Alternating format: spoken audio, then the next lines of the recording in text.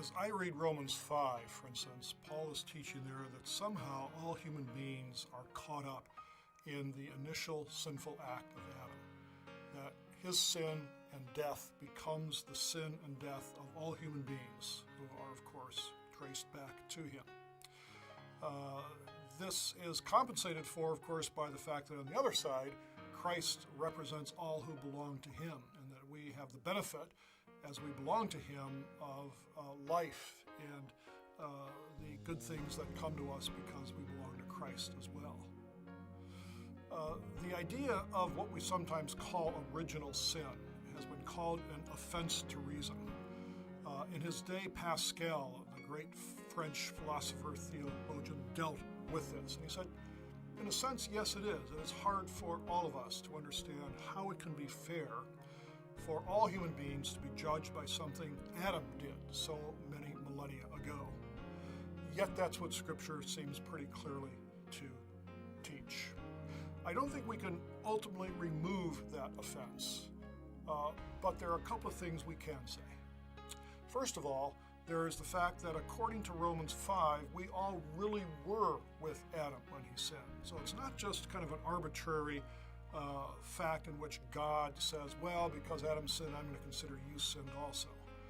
No, there was a sense in which we really were with him when he sinned, so that his sin is our sin.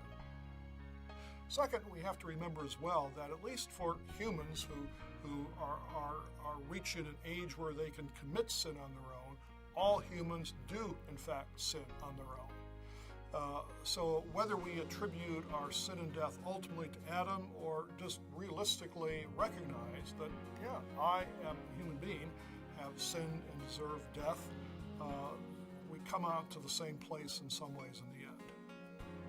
And the third point, and this is a point that Pascal made himself, is original sin can be a sort of offense to reason, but he went on to say, how do we explain the world without it? I think that if any of us are realistic about the world we live in, we're going to see that, in fact, the tendency of humans is to be self-centered, to be concerned about themselves, to treat others badly, to exalt ourselves at the expense of others in all kinds of ways.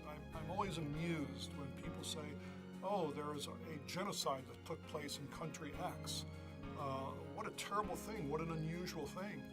And in fact, if you look at human history, genocide has been the typical thing that has happened again and again and again and again. And Pascal's point was to say, how do we explain the actual human condition we see around us, unless something like an original sin in Adam took place, so that we can understand how universally it is the case that humans everywhere, all across the globe, are caught up in this nexus of evil and sinfulness and ultimately